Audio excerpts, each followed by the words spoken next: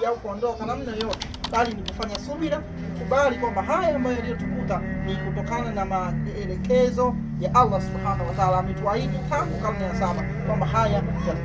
Kwa bashiri sabirin, Allah anasema waambie wao wenye kusubiri. Namwambia Mtume Muhammad sallallahu alaihi wasallam atuambie sisi, alladhina idha asabatihum musiba, mtakapokuwa mmepatwa na msiba, qalu, yani mtakapokuwa mmepata na msiba. Msiba ni tatizo la aina yoyote, hata kukatikiwa kwa ukanda wa kanda mbili, huo nao msiba. Qalu, Mtume sallallahu alaihi wasallam anaambiwa atuambie sisi tuseme inna lillahi wa inna ilaihi rajiun, sisi wote ni wa Mwenyezi Mungu na kwake tutarejea. Kwa hiyo hayo ndio maneno tunayopaswa kuyazungumza baada tu ya kuwa tumepatwa na tatizo la aina yoyote ambayo limetukuta, tunasema inna lillahi wa inna ilaihi rajiun. Sasa Allah ametuahidi kwenye hii aya, amesema ulaika alaihim salawatu min rabbihim wa rahma, mtakapokuwa mmefanya hivyo nitakuoneeni huruma.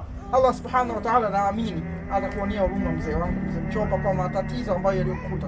Sisi tunajua una matatizo, una mtihani. Allah subhanahu wa ta'ala anakupa mtihani, lakini huu pia mtihani wa pili. Naamini Allah subhanahu wa ta'ala atakuonea huruma. Ulaika salawatu min rabbihim wa rahma wa ulaika humul muhtadun, lakini pia ndio mtakuwa wenye kufaulu. Maana yake mkifanya subira mtaonewa huruma, lakini pia mtakuwa wenye kufaulu. Kwa hiyo hayo ni maneno ya Allah subhanahu wa ta'ala ambaye ameyazungumza, nasi ni wajibu wetu kuambia mzee wetu. Sisi tumekuja kufariji kama muumini mwenzetu kutokana na haya aliyokuta, tumekuja kuona, lakini pia kuja kufariji, kumwombea dua kwa ufupi tu bibi yetu, lakini pia wewe mwenyewe na pamoja na